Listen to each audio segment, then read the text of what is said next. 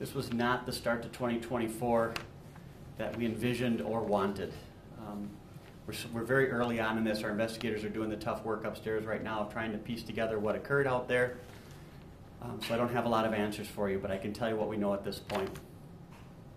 Just after 1:30 a.m., a flurry of calls came into an address on the 1600 block of Van Buren Avenue.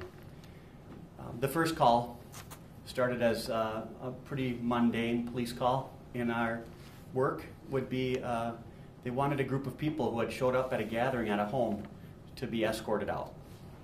As officers were responding, that call was upgraded to that shots had been fired.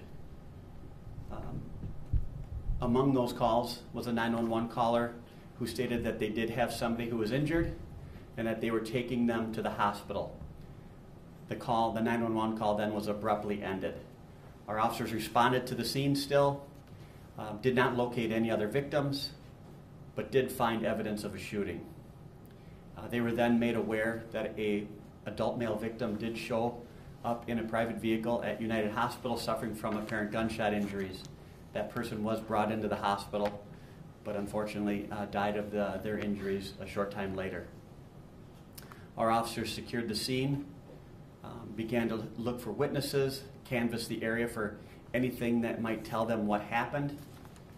Our homicide investigators came in and they're starting the work of trying to piece together the circumstances of what occurred and who's responsible. I know our forensic services unit is also out there right now looking for any physical evidence that might help those investigators put together the pieces of what occurred out there and also tell them who's responsible.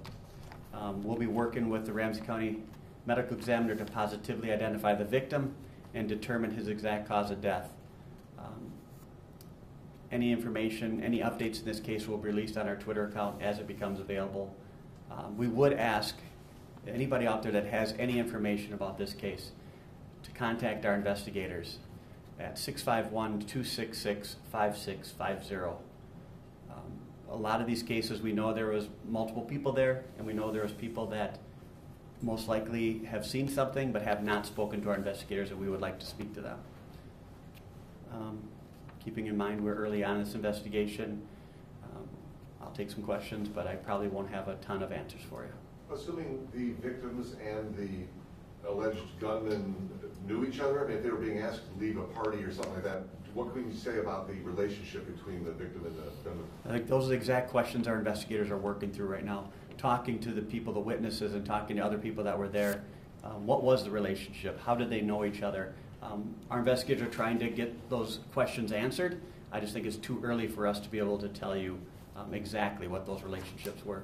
Any idea about how many people we're talking about at this party? I don't. We're still, like I said, we're still trying to piece together those basic facts of what was going on, how many people were there. Was this, we don't know what it was. We're trying to figure that out. Needless to say, nobody's in custody, no arrests have been made? Correct. Nobody's in custody, no arrests. How many homicides did the end 2023 with? I think we were at 33. How did that compare to years previous?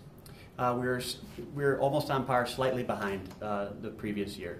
So, I mean, when you look at 2022, we did have 40 people that were killed in St. Paul. Some were handled by other agencies. Some were, as those things get pared down, but our raw numbers are more the 33 range.